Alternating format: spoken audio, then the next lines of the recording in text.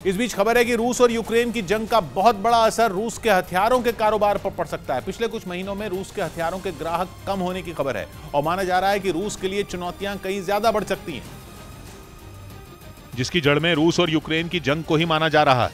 पिछले कुछ दशकों में हथियारों के कारोबार में अमेरिका के बाद रूस दूसरे नंबर पर बना हुआ था, लेकिन माना जा रहा है कि रूस से यह जगह छिन सकती है। माना जा रहा है कि जंग का लंबा खिंचना रूस की छवि बिगाड़ने वाला है।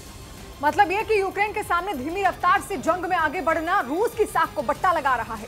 सवाल यह उठने लगा है कि जब अपने हथियारों से रूस अपनी ही जंग नहीं लड़ पा रहा तो कोई दूसरा कैसे जीतेगा। ऊपर से पश्चिमी मीडिया ईरान के ड्रोन और मिसाइलों के नाम पर रूस का मजाक भी उड़ा रहा है। कहा जा रहा है कि हथियार बेचने वाले रूस को जंग में ईरान का सहारा लेना पड़ रहा है। अमेरिका को अब तक हथियारों के कारोबार में रूस से ही टक्कर मिलती रही है, लेकिन माना जा रहा है कि यूक्रेन की जंग के बाद दुनिया में रूस का हथियार बेचना मुश्किल हो सकता है। ऊपर से यूरोप और अमेरिका के आर्थिक प्रतिबंध रूस की मुश्किलें बढ़ा सकते हैं, क्योंकि इन प्रतिबंधों की वजह से रूस के लिए हथियारों को बनाने की लागत बढ़ सकती है। बल्कि हथियारों के कई पुर्जे तो ऐसे हैं जो रूस को मिलने भी मुश्किल होने वाले हैं। ऊपर से रूस में हथियार बनाने वाली कई कंपनियां तो यूरोप से जुड़ी हुई थी। वो कंपनियां जंग शुरू होते ही कारोबार समेट भी चुकी हैं। फिर रूस के ग्राहकों का मन भी अब बदलने लगा है। रूस के हथियार सबसे ज्यादा भारत, चीन और मिस्र में पहुंचते रहे, लेकिन भारत और चीन अब खुद ही हथियार बनाने की दिशा में काफी आगे बढ़ चुके हैं। दोनों देश कुछ बड़े हथियार तो खुद ही बना रहे हैं। ऊपर से इजराइल, फ्रांस, ब्रिटेन और जापान समेत ऐसे कई देश हैं जिन्होंने हथियारों के एक्सपोर्ट में तेजी से कदम बढ़ाए हैं।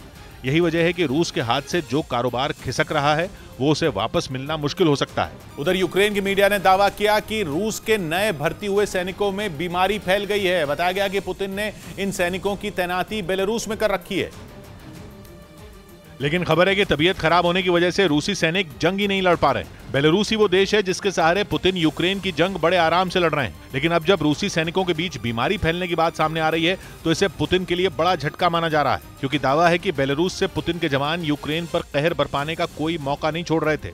यूक्रेन जंग की शुरुआत से ही पुतिन बेलारूस में अपने हजारों सैनिकों को भेजते आए हैं। खबर है कि इसी कड़ी में उन्होंने जंग में उतरने के लिए कई नए सैनिकों को भी बेलारूस भेजा था, लेकिन वो बुरी तरह बीमार पड़ गए। बताया गया कि रूसी जवान निमोनिया और अस्थमा के अलावा दूसरी गंभीर बीमारियों से जूझ रहे हैं।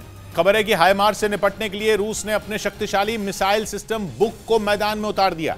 दावा किया गया कि रूस ने इसकी मदद से जबरदस्त तबाही मचाई, जिसका बाकायदा एक वीडियो भी जारी किया गया जिसमें तेज आवाज के साथ एक मिसाइल आसमान को चीरती नजर आई। रूस ने दावा किया कि उसका यह बुक मिसाइल सिस्टम जंग की सूरत बदलने की ताकत रखता है, जिससे उसने अमेरिका के कई हाइमार्स मिसाइल सिस्टमों को तबाह कर दिया।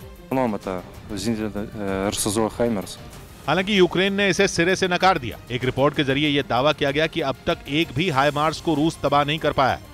हालांकि दूसरी तरफ इसी रिपोर्ट में यूक्रेन में हथियारों की कमी का भी जिक्र किया गया। रिपोर्ट के मुताबिक यूक्रेन हर दिन करीब 4000 से 7000 गोले दाग रहा है, वहीं रूस करीब 20000 बम बरसाने की ताकत रखता है, जो यूक्रेन की क्षमता से कहीं ज्यादा है। इसके अलावा रूस के बुक मिसाइल सिस्टम के जंग में उतरने से यूक्रेन पर खतरा बढ़ गया, जिससे निपटने के लिए उसे और हथियारों की जरूरत होगी।